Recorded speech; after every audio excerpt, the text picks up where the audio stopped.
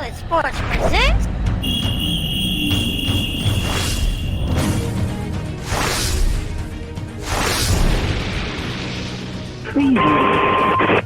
You're listening to The Sizzle on Iron Skillet Radio and Iron Skillet Television. You know what it is. You know who it is.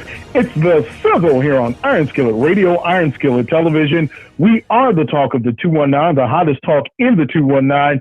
You know who's in the building. G Sizzle's in the building. J Sizzle's in the building. Jay, what's going on today, bro? Man, I'm good, man. I just want to let everybody know it's cold outside. Man, I ain't ready for none of this, man. It was just 78 degrees 2 weeks ago, and now look at me, man. I'm out here. I need all my skivvies on. I need every skivvy I got on.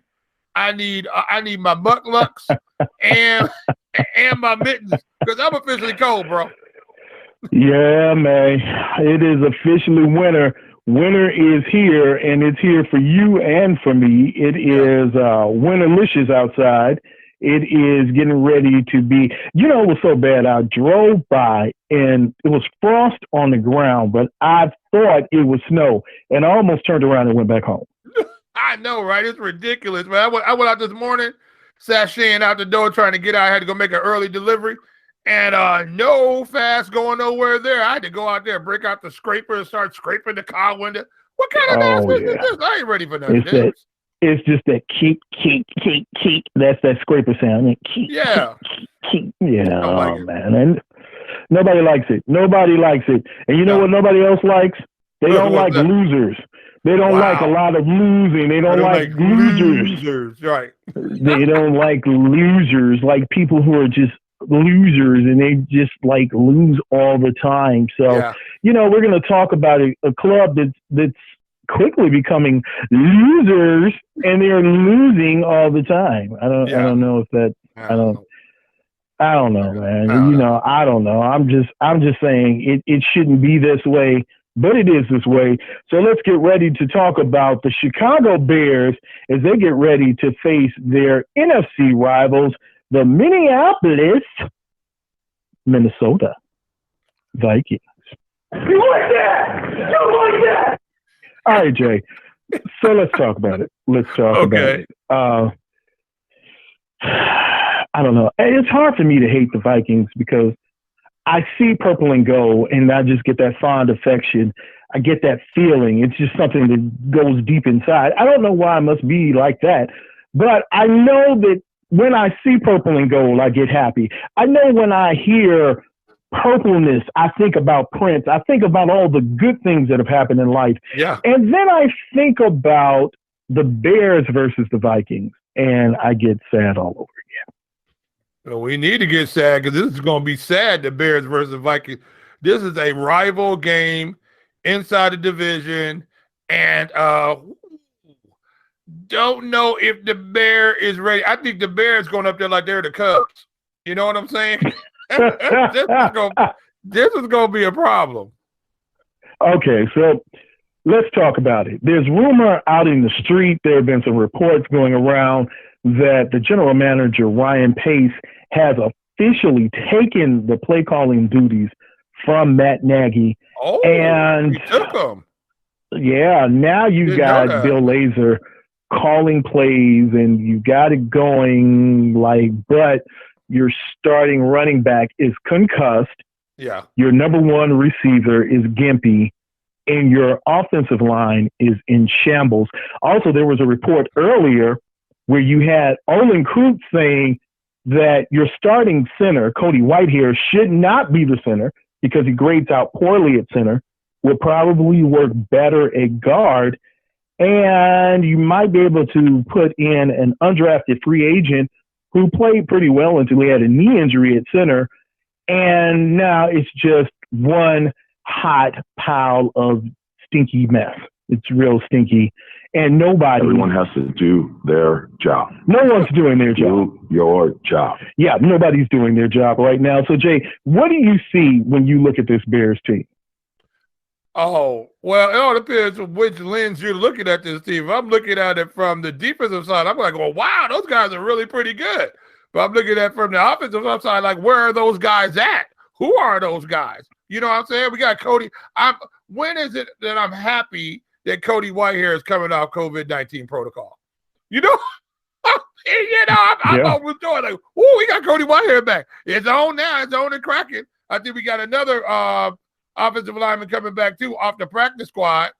I think it's Barnes or somebody like that. Yeah, I think that's what his name is. I think he's coming back. So, I mean, coming on. I don't know what he is. I never heard of him before either.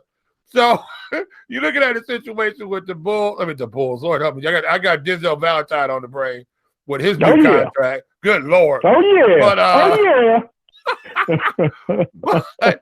But you look at a Chicago Bears team that's on a 3-game slide, and they're on a slippery slide with some WD-40 on it, going downhill with look, dude, this is not going to be pretty.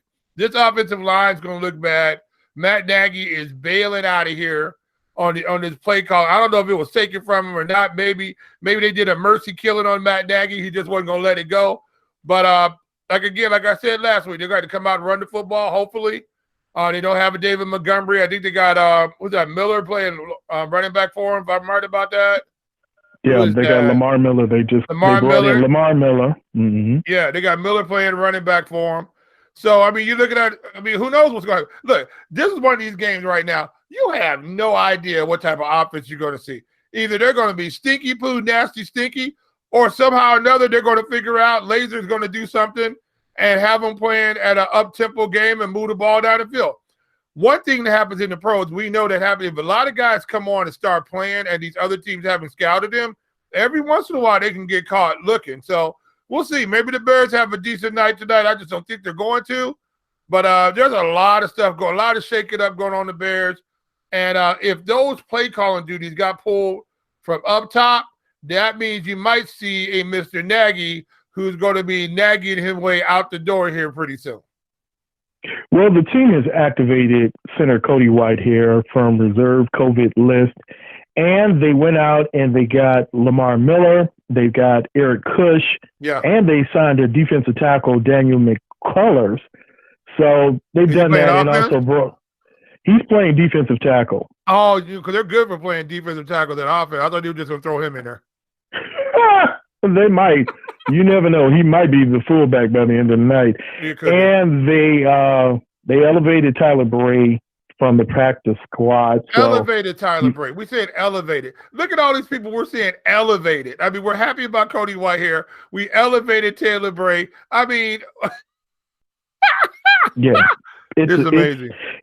It's a catastrophe. And the bad part is, here's the real bad part. Here's the really, really, really bad part, is that at this point, when you're telling me your best offensive lineman is not your tackle, neither of your tackles, but your best offensive lineman right now might be Sam Mustaber from Notre Dame, who is a center, who was undrafted because they thought he was too small to play the position, wouldn't be a good NFL caliber center. You've got some issues now going on, and this is more than just player related. This is structure related. Yeah. And I know we teased it before, but this is something now that I think it's time to break out the Bears restructuring. And I think I have it for you. Okay. Go ahead and give it to me. Okay. Well, so if you're ready, I'm going to give you the Bears restructuring. Oh, baby. And you know what? It's going to be great. You're going to love it. You're going to just wait. Just hold on. No. You don't want me to go much further. But I am going to go further, Mike. I'm going to give you the business because guess what? Matt Nagy cannot play with him. Cannot win with him. Cannot coach with him. Can't do it. I can't do it anymore. I cannot do it anymore. So let me get ready to give you the Bears' new management structure. Everybody, this is how it's going to go. It's a very simple process. I just want everybody to sit back, relax, listen to this for a few seconds, and this is what we're going to do. If I am the Bears, if I'm coming in now and I am the czar of all things Bears, first thing I'm doing is, number one, I am naming a president of football operations. This is the person who's over all things football related. On the field, players, coaches, all those things. all wrapped up into one nice package. He is the president of football operations. Jay, you know who his second in command will be? Who's that? Second in command will be his general manager. The general manager will be a liaison to the president of football operations, not a public spokesman, not a face of the organization, not anyone that you'll speak to. He is just the general manager. He works specifically on player contracts, player negotiations, making sure that he's finding the best players through his scouting staff. The third person on this list is the head coach. The head coach will work in tandem with the GM and the president of football operations. That head coach will be selected specifically by the football operations head person, that president of the organization. And what they have in their grouping is the organizational understanding. They're just going to do three things, and that's it. Number one, they're going to build strong lines. They're going to build strong offensive and defensive lines that are NFL caliber lines. Number two, they're going to find a good NFL quarterback. He doesn't have to be great, doesn't have to be a Hall of Famer. He has to be a good NFL quarterback. And number three, they're going to find the best dominating run game they can find. So that means if you got to go out and get the best run assistants, best line assistants, best running backs you can find, that's what you'll have. Those are their three things that they'll do. And hey, C rolls right into A, because anytime you have a strong offensive line, you'll have a good running game. If you put these things together, a president of football operations, along with a general manager and head coach, and that head coach understands the three principles: strong lines, good quarterback play, and a dominant run game. Therefore, you will have a solid Chicago Bears franchise, one that is worthy of saying they will be Super Bowl ready by 20-something. This team will go on to win a championship somewhere in 20-somewhere. Jay, Kevin, what are your thoughts about the new management structure? It sounds like the Cubs. Look, I don't know. Yeah, you're not funny, buddy. You're not funny. Look, here's the whole thing about it. I think the problem with the Bears is that, like you said, they don't have an identity. They always had identity on defense. They always were the monsters of the midway. You always knew they were going to have a great defense. I think they spend a lot of their time on their defense. We see they turn out a good defense every year. I mean, there hasn't been a bad time. There has not been a time, unless there's been a lot of injuries, that you saw the Bears defense was just porous. That doesn't happen in Chicago. They usually play really good defense. The other side of it is they don't get the offense is the ball-head stepchild of the organization. And they just never can figure it out. They can't figure it out with the running back. Either they have a quarterback and no offensive line, or they have a defensive offensive line and no quarterback. And now we have a little bit of both going right now. So, yeah, any combination you can put together, president, Putin, whatever needs to happen, whatever needs to happen, they're just focusing on these things. Like you said, any great team is based upon their offensive line. But it just shows you, like we had talked about this before, how difficult it must really be to locate these guys to play in the NFL, especially when you have these freaks of nature playing defensive line and defensive end, like the Khalil Macks of the world, the Donaldsons of the world with the Rams. You know, you got just guys who are just absolute monsters who can move, and you're asking an offensive lineman to be able to go forward and block him in the run game and able to quick enough to stay in front of him in the pass game. And that combination is hard to find. The Bears just have not been able to find. I don't know who is the personnel liaison. Maybe he needs to be one of these guys that you said that take care of the offensive side of football, especially the offensive line. But they definitely need somebody in there that all they do is take care of the offensive line. That's it. I mean, go get a Bill Callahan. Go get somebody who's proven that they can put offensive lines together. I would say go find a head coach now who's an offensive line coach, something like that. so that we can get an offensive line moving here, because that's more important than anything we got right now. I don't care what type of wide receiver, what type of quarterback you have, what type of running back you have. If you don't have an offensive line, you just can't win in the NFL. Yeah, it's something right now where, and I'm saying this structure basically because at this point you can no longer afford to have everybody not in lockstep. Everybody's contract has to be in lockstep. Everybody has to share the same vision. This has to be an organizational goal. And it's funny, I never thought I'd say that a Reinsdorf organization could be the model. But if this works with the Chicago Bulls in what Arturas Karnisovas is getting ready to do, even with Mark Eversley being there, you have the organizational structure. It didn't work before because John Paxson was a terrible general manager and he was just a terrible president.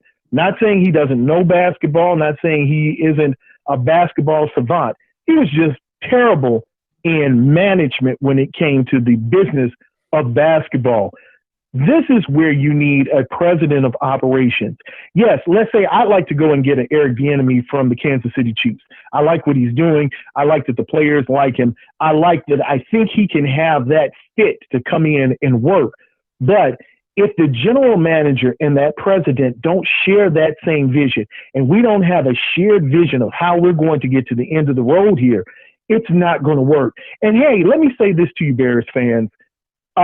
This whole thing about the defense being great, this defense is about at the end of their road. And I'll say that for this reason.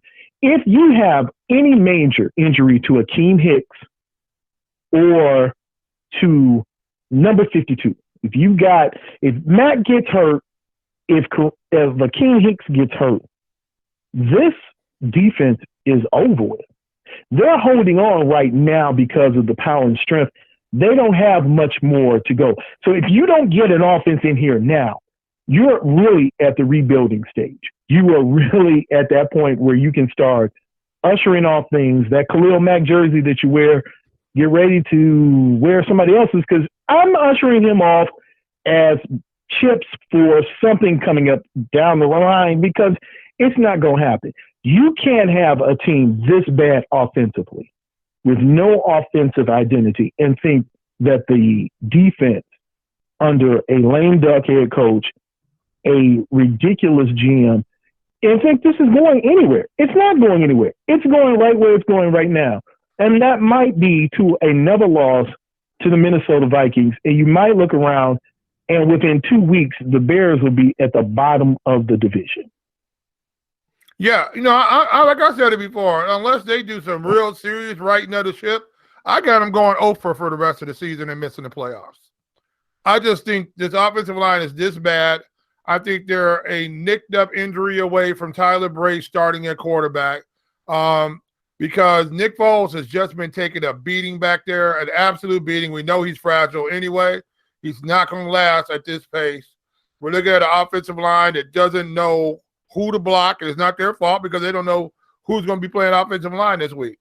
So the whole issue is that the Bears have just been snake bitten. I hate to say it, but it looks like it is. What should have been a promising season for them, all he had to do was play average offense. We were concerned at the beginning when Tariq Cohen was healthy and David Montgomery was healthy that they were thin at the running back. Now, neither one of them are there, and you got people carrying the ball who haven't carried the ball in a long time, who don't normally carry the football against behind the offensive line who doesn't normally block in the NFL, against playing with a quarterback that doesn't normally start. What do you expect? I mean, it's just, I think this is going to be another situation just like last week. The Bears will not be able to score over 20 points. They're going to lose 24 to 18 or something like that, 24 to 14, 24 to 10. Because the defense is going to play well. That's going to be worn out in the fourth quarter. This is going to be the name of the game. And then you're going to look up 4 or 5 games down the road now, because this season's almost over with. So, you know, in 3 or 4 more losses from this point on, we're at week 10. Now you're looking at a team who's not going to make the playoffs, and all of a sudden you're going to see people shutting it down. So, you know, it was fun while it lasted. They wasted Khalil Mack, and all because you had a quarterback's coach who should have been coaching quarterbacks in college somewhere, and you elevated him to be your offensive coordinator / head coach, and now he don't want to coach no more because everything, all the pretty things they were talking about him for the first few games of the season, now they're not talking about that way about his offense. So I mean, it's just a sad state of affairs to be a Chicago Bears fan, because we already know this game is lost even before the kickoff. The sad part is Ryan Pace acts as though he has no culpability in this debacle, but you do. Ryan Pace, this is your team. You got rid of everybody. Yeah. You tried to trade off, Jay's favorite quarterback. That didn't work, and you made it work later. You brought in all these people. You picked Mitch Trubisky. You went out, sought him out, you scouted him, and you picked him. See, here's my thing. Jay, I like general managers. I like people in presidential positions who have taken a loss. Unlike the 45th, I like somebody who's taken a loss to understand how to build and move forward. I need you to have some skin in the game, but I need you to have some experience. I need some gray in that beard so you understand, you know what, we tried it this way last time. That didn't work. So now you've got Ryan Pace, who's been in position long enough for you to understand Ryan Pace is an excellent defensive scout. He can go and find defenders out of Waxahachie State and make them NFL players because he puts them in position. Great. I mean, he's that guy. He's the dude that should be heading up your scouting department for the defense. Now, he does have one glaring. I mean, it was terribly bad. His pick of a defensive end that's now with the LA Rams. Okay. You miss out on one. You thought this dude was going to be Javon Curse, and then he just was somebody that you want to curse every time you saw him. But in that back end and bringing in some guys, he has been able to really put in some work. So, he's a guy, I wouldn't mind if you demoted him. I don't know if that can work in the NFL. We've never seen it where the general manager gets bussed down to a scout and then you bring in a whole new staff. Never heard of it, but hey, it's 2020. It's about change. We've already told you that's a sizzle word. 2020 means change. So it could happen. This could be the year where you see a general manager now be moved into the head defensive scouting position and just let him ride out that 1 year on his contract and then try to negotiate after that. But this is not a person that should be heading the ship when you're talking about now having to pick a new quarterback, offensive line, running back, figuring out what you're going to do with your tight ends. Oh, and by the way, your number one receiver who's now saying, yeah, I'm not signing with the Bears. I'll play this out, but I'm not signing with them. Your number one quarterback who now is just not in position any longer to do anything. See, these are the things now when you start talking about players that shouldn't be around, that's what I'm talking about. Because look at it from this perspective, Jay. Right now, in the NFC North, the Packers are at 7-2, the Bears are at 5-4, the Lions are at 4-5, and the Vikings are at 3-5. Now, if they beat the Bears tonight, that puts the Bears they still got the second position, but they'll be at 500. And you'll have the Lions and the Vikings right behind you. And should you lose any more divisional games, that will put you, 2 games back in the division? And now, my friend, you're vying for that last position in the division. You are no longer even in title contention. You're no longer even in wild card position. So at this point, I think this is a great time for the organization to think about how they're going to move forward and redevelop this team into a capable team next season. I'm listening to all that, Greg, and I think you're absolutely correct on a lot of issues. There's one thing running through my mind. We've never really had a prolific offense here in Chicago. And give me some feedback if there's been one, because I can't remember. if we had an offense here in Chicago that was great, or even just very, very good. I can't think of a great quarterback we had here. We still go back to the Jim Millers and a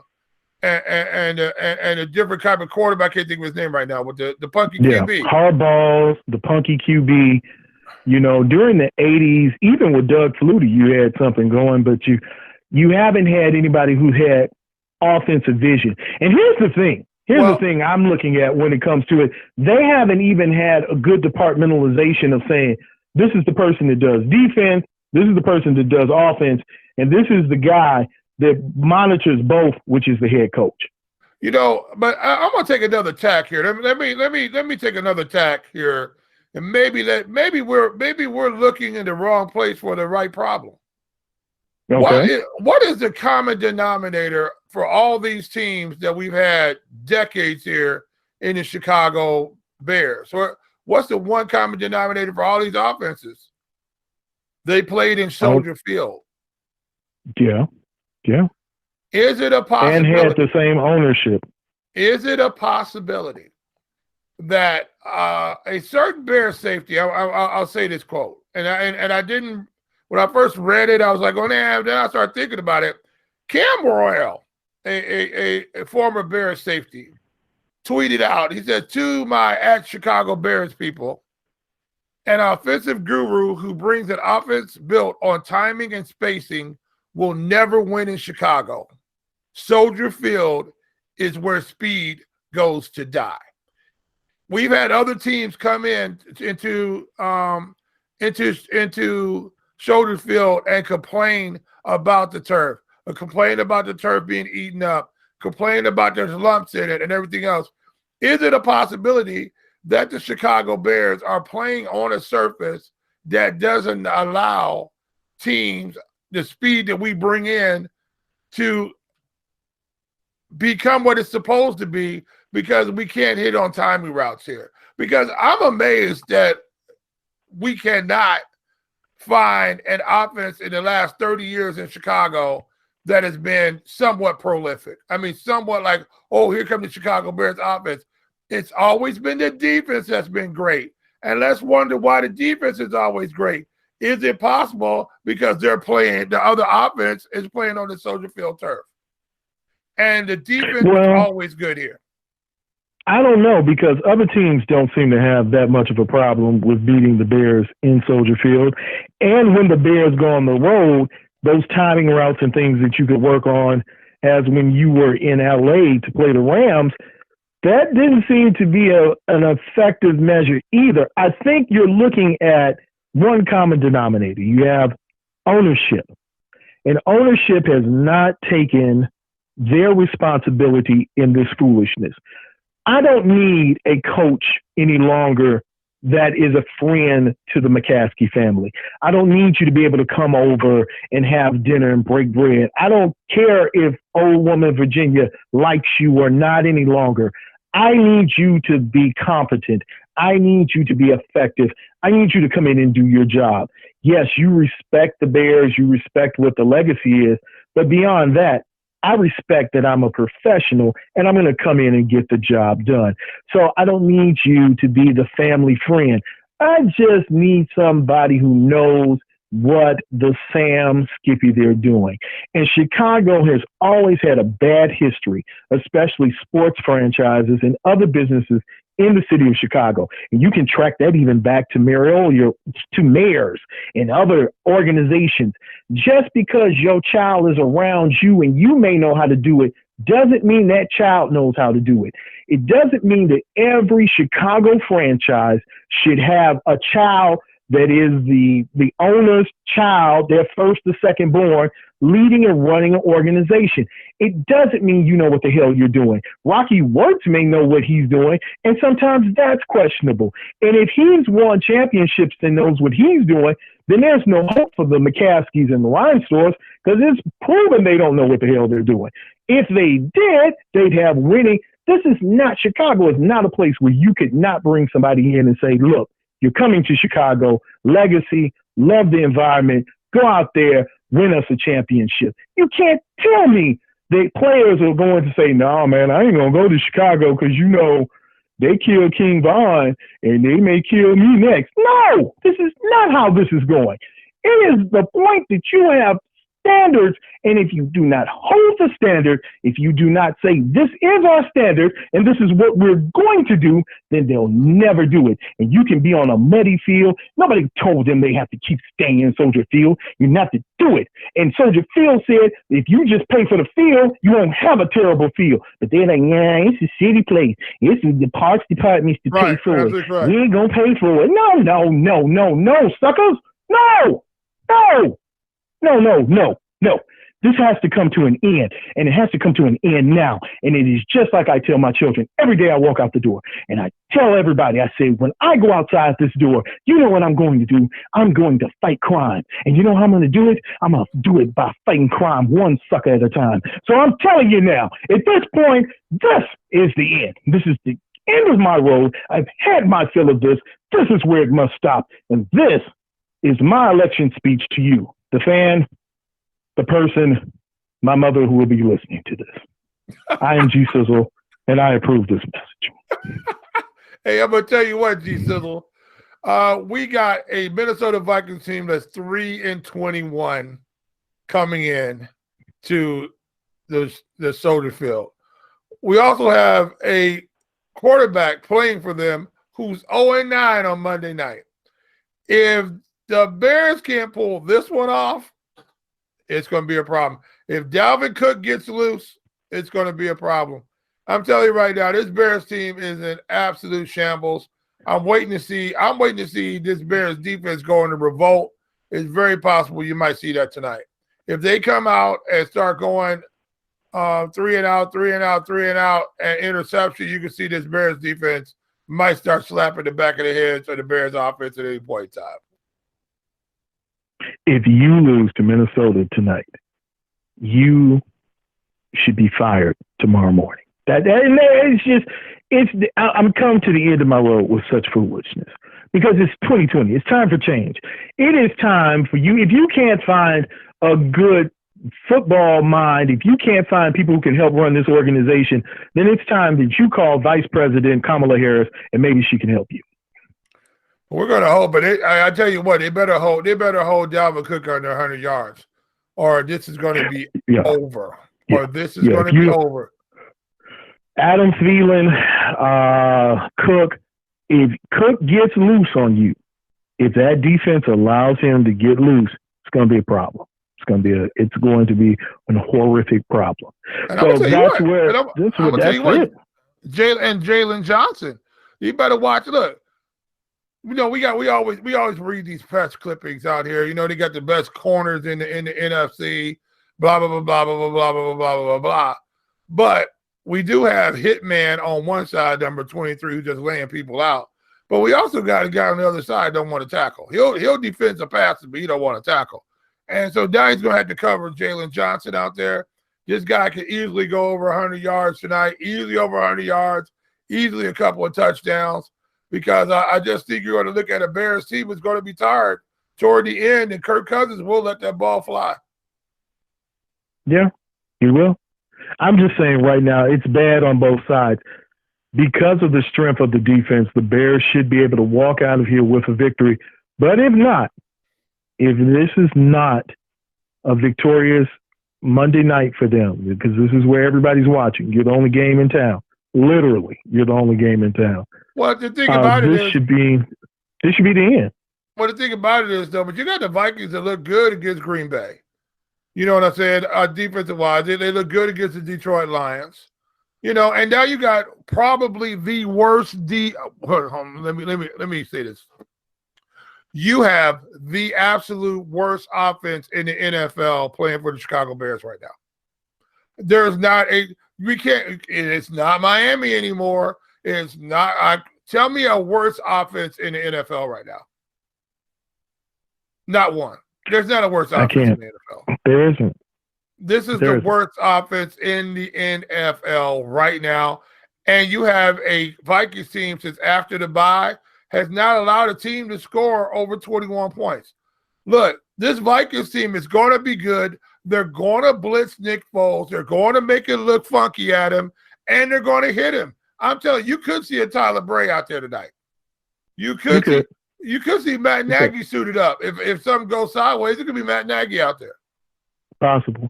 I wonder if he would call. I wonder if he would call his own plays.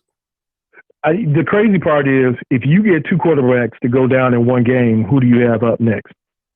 Who is their backup quarterback? I don't know who their backup quarterback is. It's Tyler Bray. That's it. No, I'm talking if Tyler Bray goes down. Who's there is it's it. After Tyler Bray, that's it. Yeah, well, I'm gonna tell you what. You better hope Jimmy Graham can throw passes. I'm gonna tell you what. I don't know, man. I'm telling you, I see that this is gonna be a Vikings win. Okay, and a Vikings win going away. I don't know what the line is right now because I'm not looking at it. But are you taking the over on the under on this game? Oh, taking the under on this game. I didn't know what I can know what it is because I don't think the Bears are going to score over. I don't think the Bears are going to score 10 points unless we get a return or something like that. I don't think the Bears. I don't think the Bears offensively are going to score over 10 points. I just don't think they can. Yeah, I don't see it, and especially when you're missing your starting running back. The person who might know both your starting running backs, 3/4, 3/5 of your starting offensive line. You have your backup quarterback should have been your starting quarterback. Your backup quarterback in, and now you have your play caller has just given over the plays to a guy who has not called an offensive game in the NFL for the Chicago Bears. So you got a new play caller. You got a new guys playing offensive line for you. You got all types of stuff going sideways for you, and you don't have running backs. You got new running backs here that don't know where they're going, and you're going to generate what offense? And you are already 29th in the league in scoring in the league already. Under 20 points you're averaging. No, this is going to be an offer right here. Absolute offer. Well, here's the line. Let me give you the line. Right now, the spread is negative 3.5 with the over-under 44 points, and the money line is Vikings negative 180. So there's your line. That 44, I'm going to go under on the 44. And, but part of me wants to go above the 44 because I just want to think, I think teammate Kirk Cousins might explode. I think you might see 65 snaps on this Bears defense, and it's going to be Katie bar the door, and we're running all over the place. Because they got to stop Dalvin Cook. If they don't stop Dalvin Cook, it's going to be a long night for the Chicago Bears. Yeah. You know what they need to do? What's that? Everyone has to do their job. We don't know what our job is, your sir. job. We don't know what our job is, We're going to figure it out tonight. So we got to get ready to get out of here so everybody can watch the game. Yeah. But before we go, Jay, tell the people something hot.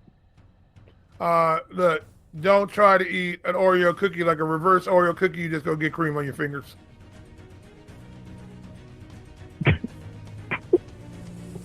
Okay. All right. No reverse cookie cream. No reverse cookie cream. All right. I like it. Hey, we don't want. Can't win with it. Can't win with. No, kids can't have reverse cookie cream. That don't even sound right. Okay. Yeah. It doesn't. That was my stripper name back in the day. Reverse cookie cream. All right. Well, you're listening to The Sizzle here on Iron Skillet Radio, Iron Skillet Television. We are the hottest talk in the 219. Listen, if you're not following us, make sure that you follow us at Skillet_sports. That's at Facebook, Instagram, anywhere you need to be. YouTube, we're there. Anywhere you want us, that's where you can find us. Anywhere where you get your podcast, make sure you can look for us at Iron Skillet Sports. You can search us by The Sizzle, the talk of the 219. We are everywhere. So for J Sizzle, I'm G Sizzle, and we will see you on the other side. Did you know that you can listen to Iron Skillet Radio on Spotify, Apple Podcasts, Google Podcasts, and Anchor? It's easy. Look for Iron Skillet Sports or #Skillet_sports for our latest episodes. We are Iron Skillet Sports.